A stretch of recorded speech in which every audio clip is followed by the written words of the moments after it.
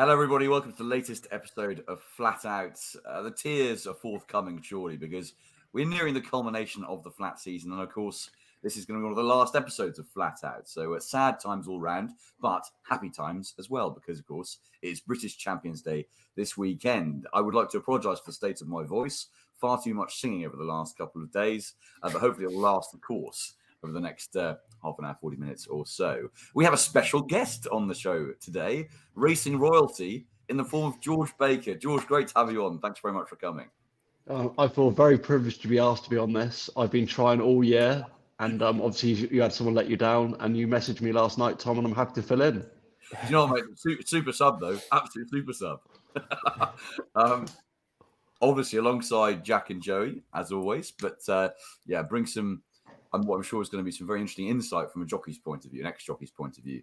And George, without further ado, let's start by recapping, if you will, City of Troy and the Dewhurst. Now, he's been likened to Frankel in many parts of the racing world after his devastating performance in that race. And Aidan O'Brien says he's got a jet engine. He's never had one like him. What did you make of the race? And what do you make of the horse himself? Well, I think he's obviously got a great mind to start with, which is obviously a big deal when you're dealing with top-class horses. I watched him go to the post, and he's just a dude, does everything the right way. And in the race itself, Ryan Moore broke from stall 2 and was able to get into a fantastic rhythm on the front end. He clicking along at just sort of even fractions, just under 12 seconds. It was perfect. And rolling down into the dip past the bushes, he gave him a bit of a squeeze. And he was electric, wasn't he? It was a very smart performance. He kind of promised that he was going to be able to do that when we watched him win at the July track earlier in the year. And coming back after, I think it was nearly 90 days off the track, it was an awesome performance. And I felt when I saw him first time winning at the Curragh, he was electric on that occasion and was really taken. And he's just built with each start. And he's a real deal, isn't he? He's as smart a 2-year-old as I've seen for a long time. And he doesn't look like a frame of just being a 2-year-old. You think he's going to progress to next year, which is great. Yeah, no, it certainly is. There's so much to look forward to, isn't there, if he continues to get better, which surely he will. Joey, bring you in on City of Troy. He's a wonderfully well-balanced individual, isn't he? Yeah, he absolutely is, Tom. I mean, I think also looking forward to next year, his full brother Bertinelli improved for going up in trip as well, and he seems to do all his best work in the latter parts of his races for all that he finds, pretty much everything pretty easy, doesn't he, in every regard. But he does seem particularly powerful in the final part of his races, being by Justify. He's obviously a very, very important horse going forward for Coolmore. But just thinking about that George, I mean, he is a particularly good moving horse, isn't he? I mean, it's just a beautiful the way he flicks his toe out. I mean, it's a lovely action.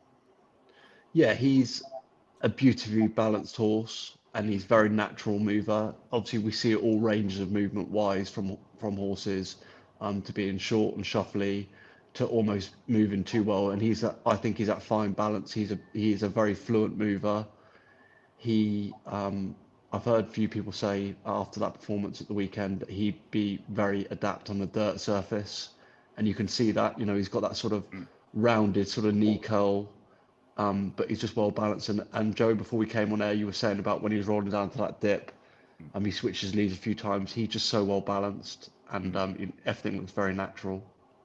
He certainly does. I mean, you compare him to a horse like Ancient Wisdom, for example, who we saw win at the weekend, who has a very, very pronounced knee action, for example. You can see. I mean, you don't tend to see many horses lift their knee like that, do you, George? That is pretty pronounced. No, he's got a very sort of high knee action, and the slight concern with that is that they're quite hard themselves. What it means is they hit the ground quite hard. It's not a sort of daisy cutter action, but again, he's pretty well balanced horse. You could just see him rolling around a bit, rolling down into the dip. But on that occasion, I thought there was a nice bit of juice in the ground, which you think he would appreciate with an action like that. Yeah, and I was looking at the prices for City of Troy for next year. I mean, you're looking at the guineas, even money, Derby 5-2, 4-1 for the Ledger.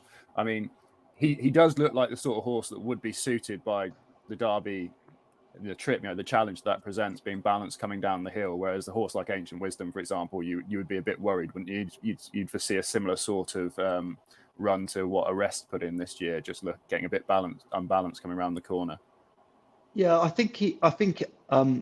he should be okay. I thought he rolled down as a dip, not too bad. But my concern is when you're dealing with quicker ground at that time of year. Mm. As you say, use the rest as an example. He's a prime example. He definitely is a better horse with a bit of juice underground, and I think a natural juice rather than sort of watered ground, and that's a key thing for me with those sort of types of movers. For sure. Jack, do you have any thoughts on City of Troy before we move on? No, just to kind of echo what we've said so far, and it really was a brilliant performance, wasn't it? I think Ryan probably got a little bit of an easy time on the front, but the way he did quick and clear at the end there, it was really sensational, was it? And my reaction to that was looking at, wasn't so much the guineas, but for the Derby, again, echoing what you said just then. That was the race that I thought, bloody hell, it'd be very tough to beat in that next year with me. And I think we should mention Henry Longfellow as well. Aidan's got he could be just as good, to be fair, I think. And being by Dubai, he possibly wouldn't be one for the Derby. So it's important to keep him in the equation next year for the Guineas, because I think he could be just as good. Maybe not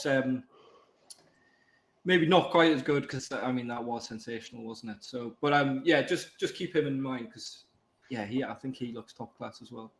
Exactly. I mean, I've seen plenty of people chalk up a Triple Crown price around 12-1. Would that be something that interests you at all?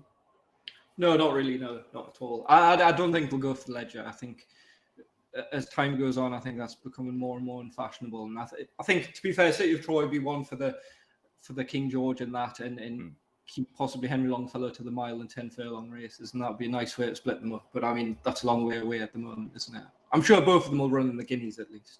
I disagree a bit, because I just think that Magna clearly has that as some sort of personal goal. I think that he wants to win that. I do think Auguste Rodin would have gone for the Ledger, for example, if he'd won the Guineas. I think it's something that he wants to achieve for whatever reason. So I don't know, Tom, if you have any thoughts on that. Well, no, I'm just glad that Jack brought up Henry Longfellow, because I really like this horse, actually. I think he's very, very good. And obviously the second it's the Curragh last time, Islands in the Stream, went and won a good race in France. Yeah. Very nice horse, that Island. Yeah, he's a good horse, I think, and made him look sly. I know the race definitely worked out in his favour at the Curragh, but still, it was a lovely effort. And I mean, he has got a wealth of riches at his disposal, hasn't he, Aidan O'Brien? Perhaps more so than I've ever seen, really, with those two who are unbeaten and look really exciting. I mean, he usually has one who he brings to the party at the end of the year, but to have two is some feat, really. So a lot to look forward to in the 3-year-old season. And, gents, a hell of a lot to look forward to this weekend with British Champions Day as well. Let's move on to the racing itself and start with Ascot and their 1:15 on Saturday. The QIPCO British Champions Long Distance Cup Group 2. Trushan, of course, a marvellous record at this meeting. He is currently second favourite in behind Kyprios. And then we've got the likes of Coltrane and Sweet William a little bit further behind, and any price you like for some of the outsiders. Jack, what a tremendous way to kick off the meeting. Yeah, it's always well, I feel like you always kind of get the most thrilling finishes to this race. I'm sure George can attest to that. Back in 2013, I did just want to start on this race and show the 2013 renewal. We have George here out in front. I don't know if you want to kind of commentate, George, from here to run us through the race. Everything was going quite well to this point, and Harris tweeted, got on a bit of a roll. He'd won at the Glorious Goodwood, and then won the March Stakes at Goodwood again, and was coming out in really, really good form. And he ran a really, really solid race, a really likeable front runner. And we got Johnny Murthard. You can see him on Royal Diamond coming down the outside of the field there, and he literally just nabbed us on the line, and it was devastating. Yeah, I can imagine it was pretty devastating. But I mean, look at your action. It's like watching poetry in jockey form. Oh my god! I could tell you're working with me tonight, Tom. You want me to be nice to you, don't you? To be fair though, you must have been aching. That was such a close finish, wasn't it? Yeah, it was. It was brutal. I'd sort of at that time I was just starting getting rolled and riding sort of a better class horse, and it was a big deal for me to ride a fancied horse on Champions Day, and getting beaten like that, it didn't go down very well. I was a very good loser when I was riding, but that did not go down well. And Johnny Murta went over broke the whip rules and won, and that caused quite a bit of uproar. I know William Haggis wasn't overly pleased about it, and whether it made a difference or not, I don't know. But it was gutting to get beaten on him because he was such a tough horse, and I don't know how I managed to get on him. He was a spare ride at Glorious Goodwood, and I got on him, and he absolutely hacked up in a handicap. You could have won on him, Tom Ball. I mean, and he wouldn't have had to waste. He hacked up, and he was a really good ride to pick up. Yeah, provided the horse didn't die when I sat on him. George, what about the race itself this year? What do you think about Kyprios coming back, and what do you make of it as a whole? I thought Kyprios has come back just over 40 days ago at the Curragh over the mile 6 was really encouraging, and I thought he ran a gallant racing behind Elderoff, nowhere near what his best by any means. I know everyone was saying, oh, he was only 80% or whatever it is, and it was a bit of a rush to get him back, and I feel this has been the long-term aim, isn't it, as such. But I just looking at the markets at the moment and Trushan's record at this course, I think this is going to be the fourth. If he wins, it'll be the fourth time he's done it, won't it? And he's ever since that wind up, he looked like he was a bit of a lost cause halfway the season. And Alan King's mixed things up, changed things around with his training, and he's had wind surgery. And I thought the performance in the Cadran last time was him back to his best. He was given a wonderful ride from the front end by Holly Doyle, and he's just a really rock solid type, and we know he's going to go on the ground, and I'm happy to sort of side with Trushan going forward. Yeah, well, I'm totally with you on that. I think he'd be very hard to beat indeed. I think Kyprios has a little bit to prove now, whereas Trushan comes into this at the very top of his game. Jack, I know you're sweet on something else though. I am, yes. I do just want to start on Kyprios, and I just really was quite underwhelmed with that Curragh performance. I know George thought it was encouraging. I just thought that was such a great opportunity to save the last dance come out. And Elderov, I think, is somewhere short the level of your likes of your Trushan, Coltrane, and Sweet William. And yeah, I think he's very, very short here. I mean, I wouldn't be backing him with stolen money, to be honest. And I agree with the points made on Trushan. Obviously, he's won three in a row in this race, going for up 4. And again, that's something Joey mentioned about the wind up thing. I think that's very true. He's looked, as I say, what George said there, he's pretty much back to his best. And I think he should be favoured, to be honest. Yeah, and I think he'd be very hard to beat. Conditions, as we know, are going to be in his favour. But I quite like a value play here, actually, to be honest, and that's Sweet William. We'll just see him winning at Goodwood. On the evidence of this form, he's not going to mind if it comes up heavy at all, isn't he? And look, we know he's a quirky character, and I mentioned this a few weeks ago. I think he's a type of horse that you could run him in a Group 1, a Group 2, and he'd finish maybe in the places, and then you could run him in a listed race, and he'd find a way to get beat. And I just think he's quite a quirky character. But if you go back to his race there at Doncaster, he actually was sent off a touch shorter than Trushan. With Holly coming down the middle on Trushan, he was kind of over on the far side, and we know, as I say, he's a bit of a thinker, isn't he? And I thought he was just in front long enough on that far side, and he was possibly just worried out of it by Trushan, but he wasn't beaten far, and I just can't believe he's 10-1 here, to be honest. I find it very hard to think there's very much between him and Trushan. If anything, he's probably still a bit unexposed. I think there's more to come. And with the possibility of it being on the inner course, there's every chance this is going to be quite tactical. It can turn into a sprint off the bend. And I just think he's very much a value play. There's every likelihood there could be under 8 runners as well. So if you can take the 10-1 now with 3 places, I think that's very solid. He'd actually be one of my best bets on the card. Is Sweet William. Joey, what do you make of those comments? You're almost inviting me to disagree there. I think it's very important at this stage just to speak about the ground, and that's that, with the way that they've set up, they're going to switch to that inner course. I think from a punter's perspective, I think earlier in the week I was you are pretty disappointed to hear that sort of thing from Ascot. I think people have anti-post positions. You want to have bets up in the week. when you've got that sort of uncertainty about what track you're going to be racing on, I think it really doesn't. It shows quite often, and it comes through in racing, how little punters are actually thought of, I think. And I don't think it's great that we have that uncertainty. I understand from the horseman's perspective, I'm sure George will say so, the likes of Gosden talking about wanting to race on a nicer surface, but I just think that all the way up to 8 a.m. on the morning of the race, they could change the track, which completely could change the face of everything. I don't think it's the right way to be going myself. I think they should just announce earlier that they're going to be running on that. The race is going to be run on that inner track anyway, and make the decision so we know and have some clarity. But from what we see now with the weather forecast coming this week, we got the likes of, I mean, from the site I use, 11 mil today, 6 mil tomorrow, 22 on Friday. I mean, 6 mil on Saturday itself. It's looking like it's going to be very testing. So I think it's pretty much a very much an odds-on shot that we're going to be on that inner track anyway. So that gives us some clarity. So that's hopefully going to be a bit nicer ground. The straight course, of course, is going to be extremely testing. And so I think we'll be looking throughout the card for some pretty big upsets or some horses running really, really well at big prices. We see a lot of this meeting when you get really, really heavy ground. On the long distance cup, I don't have a massive opinion. I think that the top two in the market really do deserve to be the top two.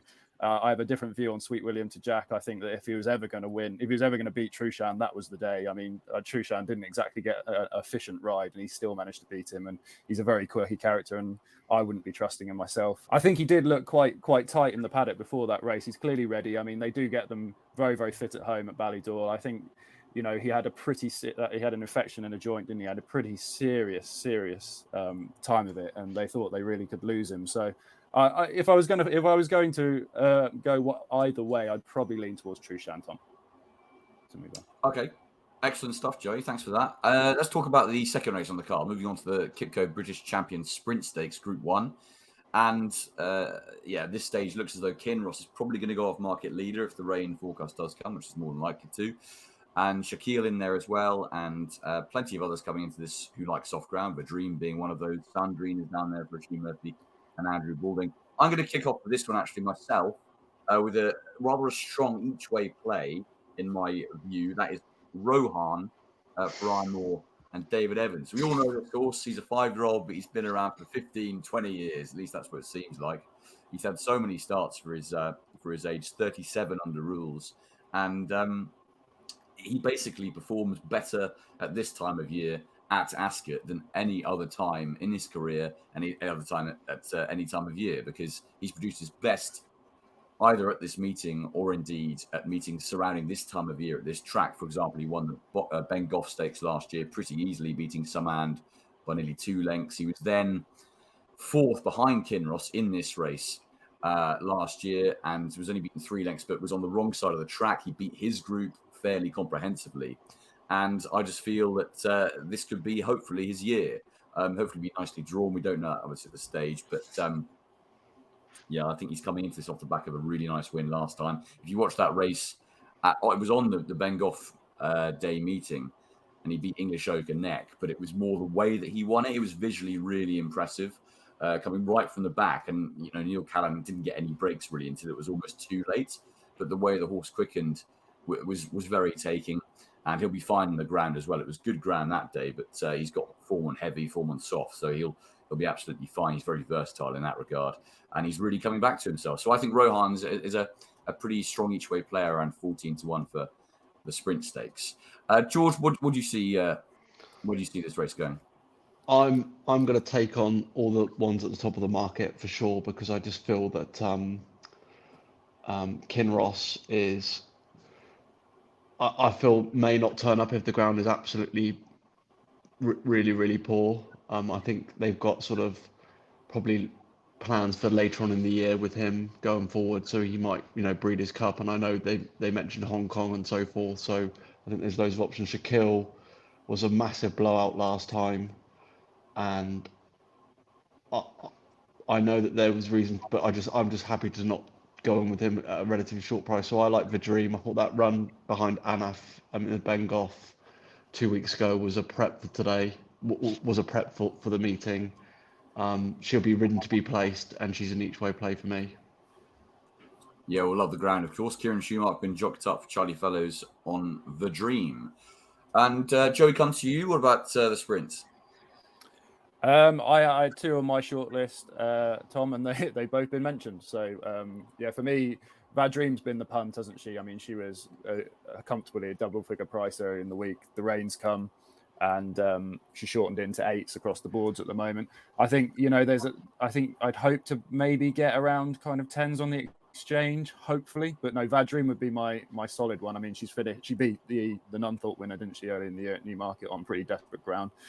Draws obviously hugely important. We don't know that, and so I'd also go in there with an each way play on Rohan myself. But the main tip in the race is going to be Vadream, because I think she is more than capable, when the ground goes really desperate, of putting it right up to the top horses here. And as George has outlined, I feel very similar about the top of the market. I do think Kinross really, he's been very, very active, and whether I do think he'll probably run.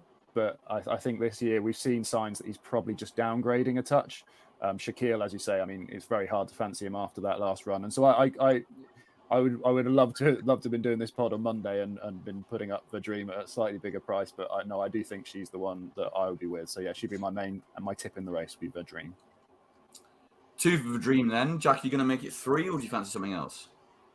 No, I actually quite strongly disagree with Vadream for this. And she was 5th in this in 2021. She was 6th in this in 2022 with conditions to suit. And I just don't think she's good enough, to be honest. I think she's a wonderful mare, and she's a very good sprinter. I think she might even be a little bit better over 5, to be honest. And look, I can see her absolutely being in the places, but I'm just not sure she's going to be quite good enough. I do like Kinross, obviously, we've mentioned a few times this year. He's a real old favourite. I do agree with Joey in the fact that I think he probably isn't quite to the same level this year. He's had an extra week since the York meeting this year, but there is a week less going on at the Breeders' Cup. So I thought that was an interesting point that George said there, that that was always the plan. So it might just come into the thinking that maybe we won't run, but that'll be. I do think he will run. But my play here actually is Sense of Duty. Look, we know she's been off a long time, but I thought there was promising signs there at Newbury.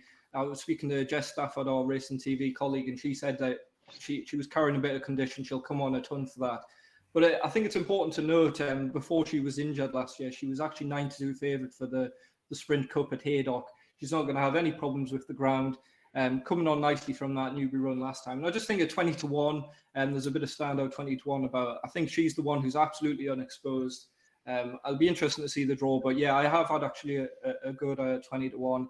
There's no finer trainer really to get a horse really off the back of a long absence like that. And yeah, I just think she's one at a bigger price that I think can go well. And I just think Vadream at 8-1 is very, very short now for a horse that's probably not up to this standard. I would say that, I mean, Run to Freedom finished second last year. I mean, like he's also, and he finished behind Shaquille, didn't he, in Newmarket last time? I mean, you'd never say that he was particularly up to this level, but I mean, horses can run. It's just a bit of a lottery sometimes, especially when the track turns heavy, really heavy. And I think it's going to be brutal on Saturday. I think we can see anything happening. Run to Freedom's just kind of still has room for improvement, though, doesn't he? I think this filly is just exposed at this point for me. But look, we obviously agree to disagree on it.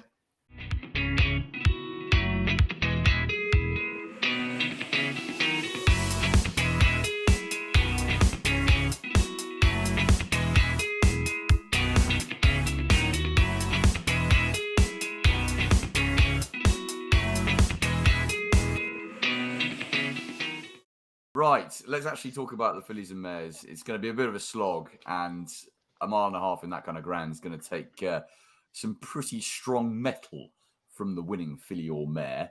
Free Wind and Jackie O are heading the market together at the moment around about the 4-1 mark. George, who do you like in this? So I like Harry Roger Charlton's filly, Time Lock. She's taken a while to come to hand this year.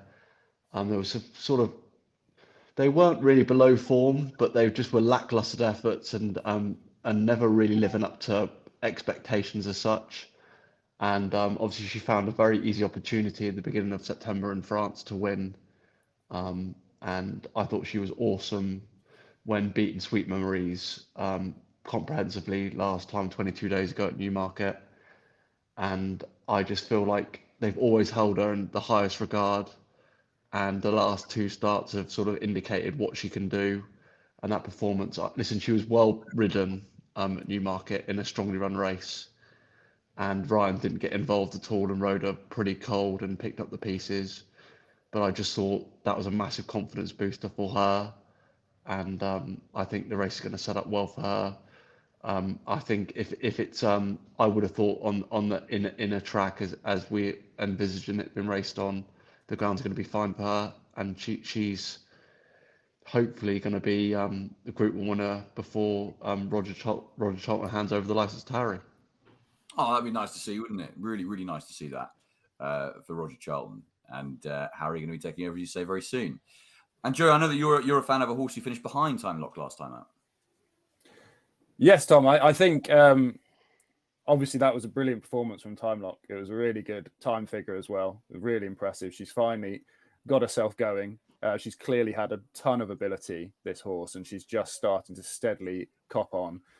She makes really, really eye-catching progress, as George says, from the back. She's been ridden very, very well down this near side, which I think, tends to be the place you want to be this time of year on the rolling mile. I quite like the second, actually, Sweet Memories. I think who really plugs on here. She's a really, really nicely bred horse, Sweet Memories. And I think she's only had 4 starts. She's won on soft ground already. She's okay on the ground. It's a mile and a half. I think it's going to be right up her street. There's no better. I mean, this is a kind of a Jack cliche to say. Jack loves a cliche, doesn't he? But there's no better trainer of fillies than Mr. Gosden, and so he's aiming at this race. Holly Doyle on. I really like her. I think she's going to get better and better. So whether she's quite streetwise enough for this, I don't know. But I do think it's an interesting race to have a bet in anti-post, because I do think there's a few in here that probably aren't going to run. So I think Via Sistina, if I trained Via Sistina, I'd be running her in the Champion Stakes. I think Above the Curve is better at 10. Joey, on that front, I checked before we came on. Via Sistina's jocked up in the Champion Stakes now, so I think that's the intended. I think Oisin Murphy's book, so that's where they're going to go. Yeah, so that's another one to not have to worry about, which is great. Free Win just coming off a run. I think she's a filly that's always appreciated a bit of cut in the ground. And she's just coming off a run in the Arc on really, really quick ground where she ran, no sort of race. She was looked after, and as I say, there's no one better to get her back than Gosden. But I think she's disappointed a couple of times this year, so I wouldn't really be trusting her at the top of the market. Jackie O's always seemed like she's had a bit of pace. I think she's probably the most credible of the opponents in this. So if she stepping up to a mile and a half for the first time, if she stays the trip well, I think she'll be a threat, because she's won on soft ground as well before. But no, I like Sweet Memories. By See the Stars, I think she's a really, really, she's the potential to be a really progressive filly coming next year. And as I said, she's nicely bred. She's a half sister, Cursory Glance, who won the Moyglare, didn't she? So I think she's a classy filly, this one, that might just get better and better. And this might be the day where we see the best of her so far. Excellent stuff, Joey. Yeah, really comprehensive analysis there. Just to confirm, that's my best bet on the card. Just to confirm. Excellent stuff. Really strong words there from Mr. Laver. Cliche. I'd have cliched away. Well, yeah, we do love a cliche on this podcast. So there've been plenty of them, mostly over the course of the last few months. The race itself, I don't have a massive view, but I do think there's one at each way price who's worth a second look, and that is one for Bobby. For Hughie Morrison, wasn't the care of Johnny Murtagh last year, but has had 4 starts so far for Hughie Morrison. 2 of those have been victories, including the Nottinghamshire Oaks and soft ground. No problems with the ground for this horse, one for Bobby. And was, I think, not best placed by the way the race was run last time out at Deauville. She was caught on the inner, and all the action unfolded on the outside of her. So I'd be willing to overlook that a little bit. And she's a strong stay at 1 mile 2 and everything drops right. We saw that at Vichy 2 starts ago and at Nottingham as well. And I think stepping up to a mile and a half, she's only raced over it once so far in her career. That was last year at the end of the season. I think she's unexposed. So given the fact that she'll handle the ground and that extra trip could spark something, I think she's an interesting player. And she's also more likely raced than plenty of these throughout this season. And I think you do sometimes need that at this meeting. Horses who have had a long, tiring campaigns can get a bit fatigued, whereas one for Bobby should be coming here fairly fresh after her season. Rob Hornby's in the plate, and this is going to be her intended target. So hopefully the 4-year-old can run a big race. Jack, you're the last one to talk about this race. Yes, I have quite a strong selection here, and that's Jockey. The running at the York meeting isn't actually a barrier to success to winning at Ascot. 11 runners have run at the York meeting and went on to win at this meeting since its inception, 10, 11, 12 years ago. So I wouldn't be put off by her running a great race in the Opera. And fair enough, it's her first try at 1.5 miles, but Hydrangea won this in 2017. That was her first try at the trip. She'd run in the Opera. We'll remember Magical, she won it the year after again for Aidan O'Brien. She'd had just her first try at the trip in the York of all races, to be fair, and she was a huge eye catcher. She went on to win this. You look at Jackie O's pedigree, Galileo, she's from the family, she's a half sister to Secret State. He's got stamina and abundance. And look, I think it could actually bring about a further improvement, and she'd be quite a strong fancy here. I do really rate Time Lock. We mentioned her a couple of weeks ago when Joey put Sweet Memories up at 20-1 for this race. That was a good pick looking now. And yeah, I do like Time Lock. I'm just a bit worried about the ground for her, but I do rate her as probably the biggest danger. If it comes up real soft, I'd have real doubts on her. Surely she's going to run, as George mentioned, for Harry and Roger's last runner together. So she's an almost certain runner. But yeah, just coming back to Jackie, I really like her.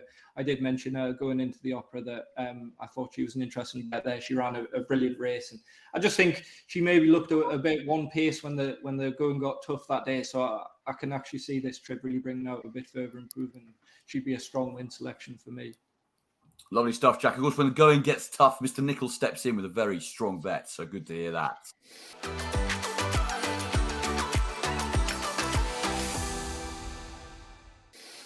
Let's move on then, shall we? We're going a pace, and a good pace, I would say. And that brings us on to the 305. The QE2 Stakes, one of my favourite races at this time of year. It's been won by some wonderful horses over the last sort of 20 years or so. Some of my favourites, actually. Possibly Fulbrath being my favourite. That was back in 2003. But the likes of Frankel, Ravens Pass, Rip Van Winkle, Solo. Used to love that grey horse. Minding was a winner of this race. Roaring Lion, of course, the ill-fated Roaring Lion. And Jack, I think there's no better place to start with you, because your favourite horse, or at least one of them of all time, a horse who you couldn't get enough of last season, Baid, won this in 2021. Yeah, he did, Tom. Yeah, I'm a little going around in circles with this race. It's interesting to see. Frankie is jocked up on his Spiral, but is she going to run? I'm not sure. I think we've got to pay attention to the Trainers' Championship. We know last year that Charlie Appleby threw all his big arrows at the race, and William Haggis obviously was going for the title as well. So I think that John and Thady Gosden might just split up their assets. Does Nashwa definitely run here? She's doubly jocked up in this and the Champion Stakes. Providing that Nashwa did run here, she'd actually be my selection. I think a mile on a stiff track like this on well, maybe not really heavy ground, but testing ground could just be her absolutely ideal conditions. I'm a huge fan of Tahira, as we know. I'm not sure her level is quite up to this standard, but this is a race where I guess we'll see the ceiling of these horses. Nashwa beat Paddington at York the last day. I think Paddington was probably just coming to at the end of his tether over a long summer campaign. He's freshened up nicely. Wouldn't be a surprise to me to see him run here and then go for the Breeders' Cup Mile as well. We know he's got a super constitution. I think he'd probably be the biggest danger to Nashwa, but I think if she does run, I think it's quite hard to see her really out of places, and with conditions to suit, I think she's a really solid each way play at around 5-1. Excellent stuff, Jack. George, I'm going to come to you now, and I wanted to ask you, let's just put you in the position of, say, Ryan Moore on Paddington. Now, we saw Paddington winning the Sussex Stakes in soft ground from the front. Would you be inclined to think that's what Ryan Moore would be doing again? If you were in his position, how would you play it, do you think? I think he's tactically very versatile, and I think you can ride him any way you see fit.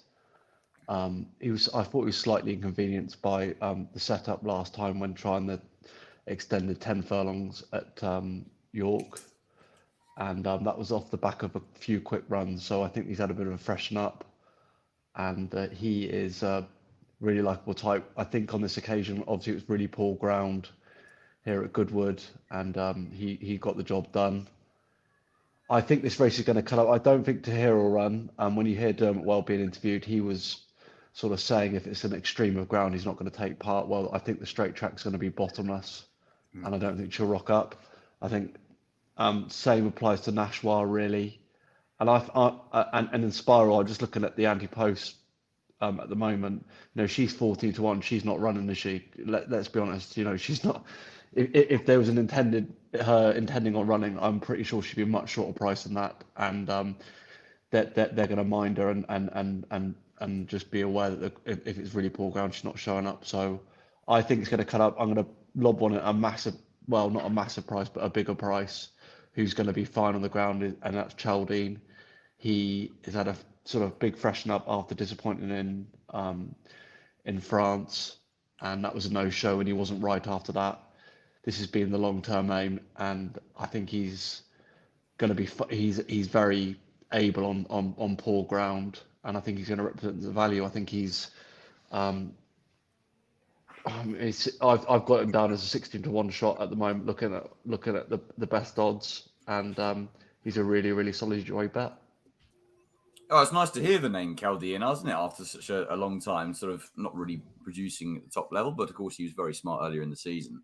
I'm going to throw a couple in at slightly bigger prices. One being Big Rock. I think 10-1's a decent price about this horse. He's almost certainly going to run in this race because the ground conditions are going to really play to his strengths. Let's not forget, earlier in the season, he beat the current Champion Stakes favourite Horizon D'Or by 5 lengths in the Prix de Guiche. That came in heavy ground at Chantilly. That form's really strong.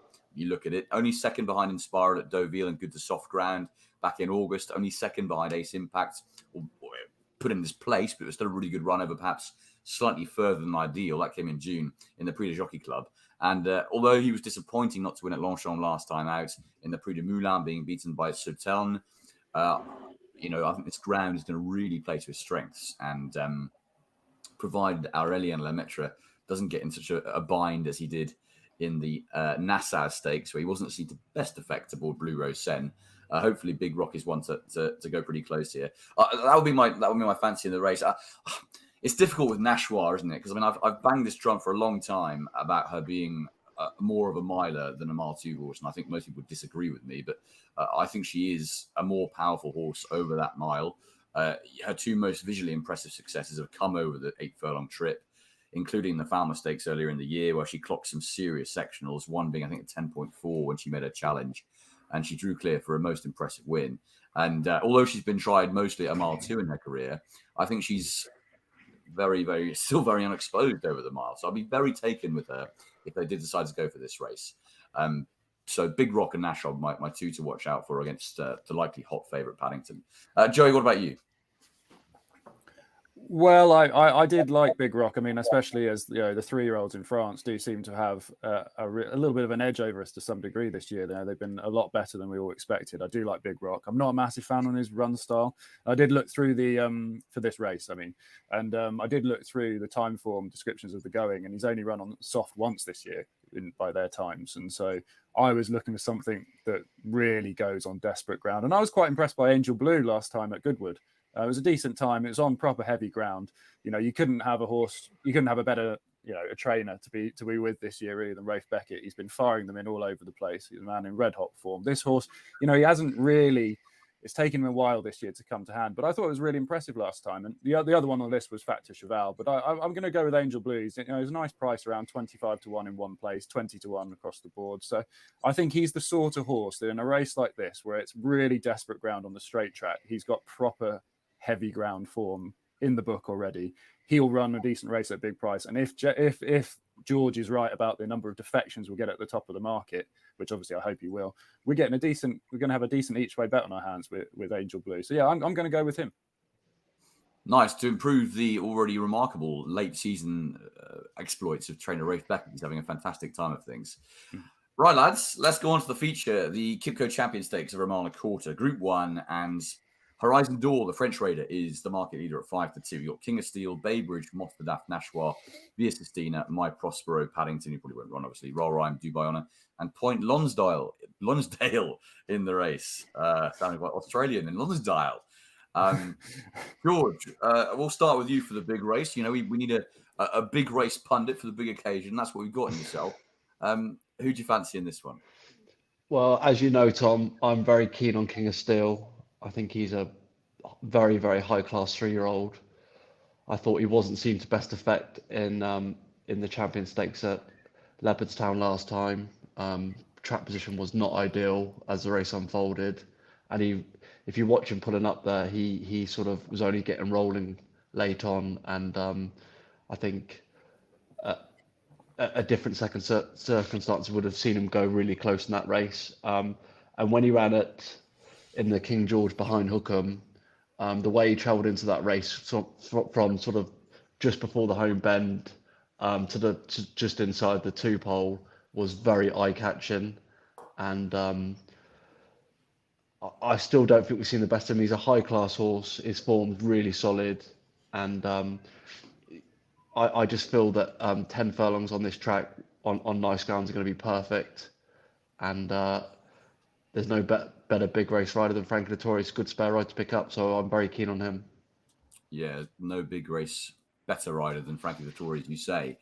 King of Steel for George then. Jack, where are you going?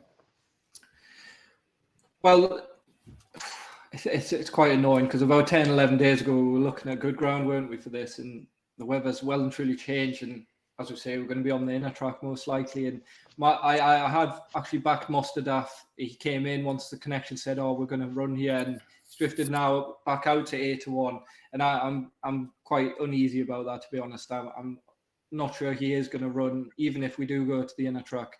And yeah, I'm going to actually defect to my old favourite, Bay Bridge.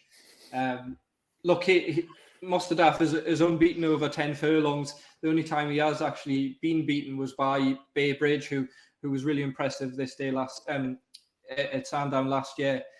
Bay Bridge went on to underperform at Royal Ascot, but we know that was on quick ground. He then went to the Champion Stakes and broke my heart when he beat Baid. And look, I just think Bay Bridge, we know he's fine over course and distance. He's fine on really testing ground, and it's really hard to pick hurdles in him here.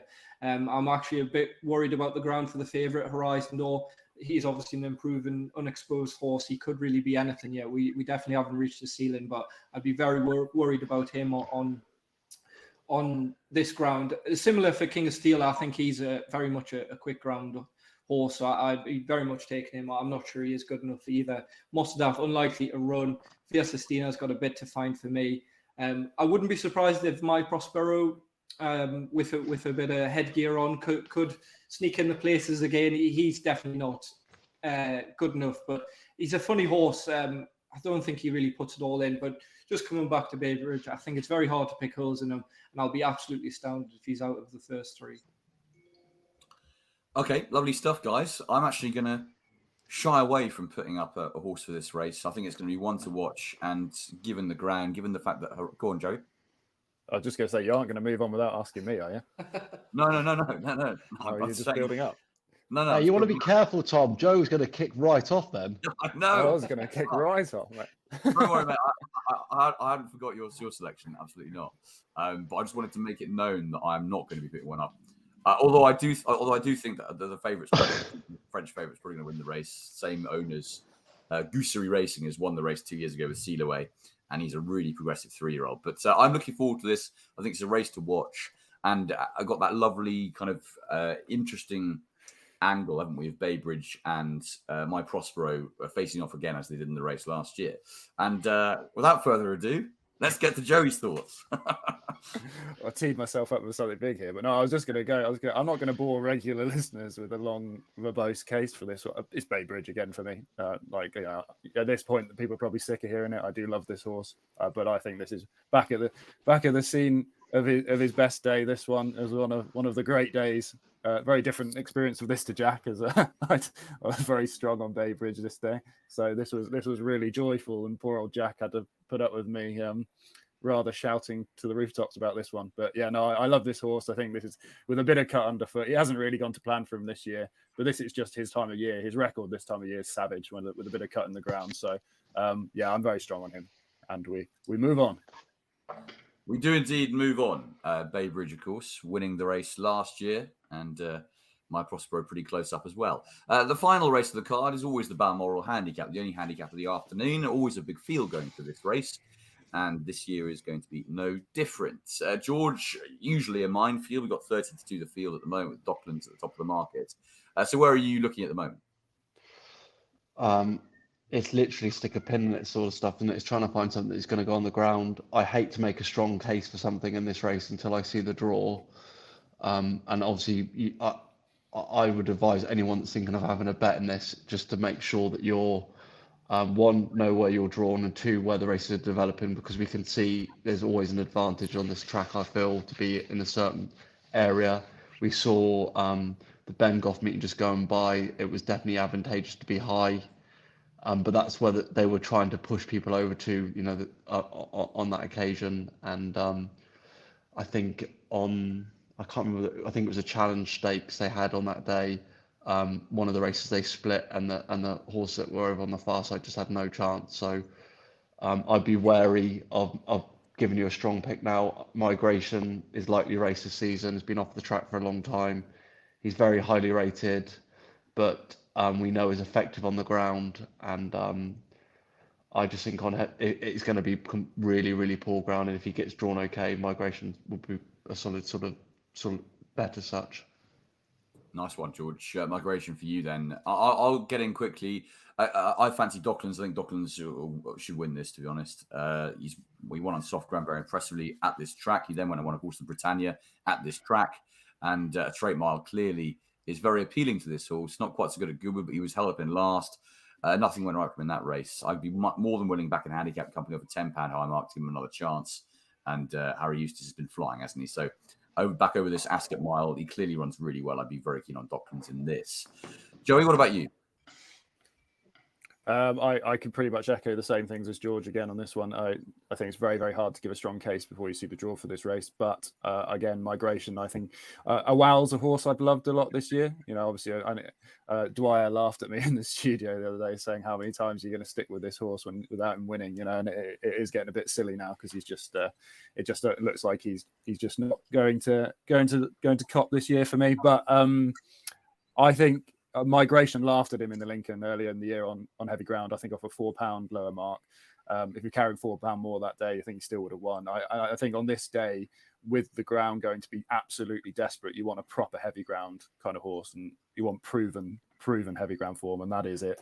So yeah, for Migration, solid for me. A horse like Docklands, I just think he's going to go off a short price for this, and I just don't. I think you want some. I'd rather be with something that's got really kind of solid form on brutal ground, because I think that's what's going to be required. There'll be a load that won't go on it. Okay, Migration put up by George and Joey. And Jack, finally, what's your fancy? Again, just echo what the lads say. I'm going to wait for Dex. So you're going to get better place concessions as well. But importantly, as George says, the draw is really important here. Funnily enough, all year you want the high draw at Ascot, but history does tell us you want to be on whether they do with the stands, you want to be on the far side. So a low to middle number is probably where I'm wanting to be, between 5 to maybe 12, 13. That would be ideal spot. So I'm going to wait for that. But I do have a short list of 3 or 4. At the top of that shortlist would be Bo Pedro, who we'll see here at the Cambridgeshire. He ran a really huge race. He's in the white silks there on the rail, and finishes with a right old rattle. He's got bits and pieces of soft and heavy ground form, so he's not really going to be inconvenienced by that. And we know David O'Meara, he's the man for this race. He's won it 3 times in the last 10 years. Lord Glitter's Escobar, and I think it was Shalia last year as well. So look, he's the man for this race. I thought Dual Identity, the ground was too quick from this day on in the Cambridgeshire. Soft ground here, heavy ground possibly. He'd be on the shortlist as well. And I do like Docklands as well. I agree with you there, Tom. My only kind of worry about him is 3 Rules wouldn't have the best record in this race. Aldari, of course, broke those trends, but he was the first 3 Rules from, I think, 27 runners in this race to have won. So yeah, the stats and trends are very much against 3 Rules. But if there's any kind of horse that could well be a Group 2, Group 1 horse, I think it would be Docklands. But Bo Pedro and Dual Identity. Jim Crowley gets back on the latter. He's 3 from 7. He knows him very well. So if they get nice draws, those would be the two I'm going to play. Excellent stuff. That pretty much wraps things up, but let's get the best bet, shall we, from the panel for the afternoon at Ascot. Joey, I know that you've already mentioned yours. Just remind us. Sweet memories in the Fillies and Mares. Excellent stuff. Jack, go to you. I'm going to go in the first, kick it off. Hopefully we'll get off to a good start. Sweet William, very strong each way chance with 3 places in a race that might just cut up. Hopefully a good start and not a start that means you're going to be sad for the rest of the day. And George, what about yourself? King of Steel for me. Love that. I think he's got a big one in him, and I think he just hasn't been seen to best effect the last couple of starts for different varying reasons. I think 10 furlongs at Ascot on a slightly more sympathetic surface is going to see him to good effect. Lovely stuff. I'm going to go Rohan each way as mine in the champion sprint. I think he's got a huge chance each way to get into at least a place. Gents, thank you so much. George, particular thanks to yourself for coming on. It's been great to hear your thoughts, and hopefully some winners in there as well. Yeah, it's been great. I'm delighted I'm the super sub, guys, so I'm happy to fill in. Thanks very much. I'm calling on your services to substitute you another time. Yeah. Get Louis Stewart back, I say. Exactly, yeah. Go on, Louis. Would have been perfect for this as well. Road Bay Bridge, the great man. Well, on that note, we could just show this though, George. This is one of your finest moments. So later on the card from when Harris Tweed was beaten, George, we have seal of approval here, winning the Fillies and Mares. Yeah, this was a very first Group 1 winner for me. I got the ride in sort of not ideal circumstances. Hayley Turner is a very good friend of mine, got injured, and off her in the Park Stakes at Doncaster, and it was a very good spare ride to pick up. And this definitely made up for Harris Tweed getting beaten. I was a much happier person driving home. My poor wife, if this hadn't won, I'd have been absolutely savage. So, it was a great day and really special for me to win my first Group 1. She won that so easy as well, didn't she? The line, she's miles clear. Yeah, she was very effective on the deep surface, and I know we've been sort of given trainer appreciation, but I can't tell you what a good job James Fanchel did with her. He planned it out. I won a listed race on her at Newbury earlier in the season, and he mentioned that would it be a good idea this as being an aim, and I said definitely yes, knowing that I wouldn't be riding her. Hayley Turner would be back from injury, and she ended up not being around, so I got the call up, and it was a great ride to have. And it was a big day for me because I'd never really sort of hadn't had any Group 1 victories to that point, and it was a massive achievement for me personally, and I was just delighted to get on board. I felt really sad for Hayley Turner, sort of. Yeah, I mean, great to bathe in those memories, though, isn't it? Every now and then. I imagine. Do you ever watch that race back? I've just watched it. It's delightful to see. Yeah, but I mean, in general, would you kind of go back every now and then just to take another look? Not really. I did a little bit after I had my accident, because I was feeling a bit down and sorry for myself. But I've just got over it now and time to move on. But it's great. I can't tell you. I was really upset after Harris Tweed. I know it was only a Group 2, and I thought, Jesus Christ, what have I got to do to nick a big one on one of these big days? And then, luckily, seal of approval popped up. I think it was an hour later, so it was a massive relief. Yeah, absolutely. Do you ever go to see her, George? Because she's down at Watership Down, isn't she? I saw her. Simon Marsh showed me round. I was down there a year or so ago, and I'm sure I can. It's literally 10 minutes from my house, so I should probably go and see her a bit more often and look after her. Yeah, I used to look after a Kingman yearling she had when I was down at Watership Down. So yeah, no, I know seal of approval well. So yeah. It's friend of the podcast. The beautiful place that is Watership Down Stud. It's like going back, and it's like a mythical place, isn't it? It's just amazing. It is. Some place to work now. Some place to work. Maybe we can offer free tickets to Watership Down Stud next year. On I'm still waiting for the invite because the Fugue is my all-time favourite horse. So sorted. All I can say, guys, is Tom Ball wouldn't get in with that beard. Oh, George, you were saying it looks good before we came on. You're just throwing me at the Swanee, aren't you? Making me wear it so I look stupid.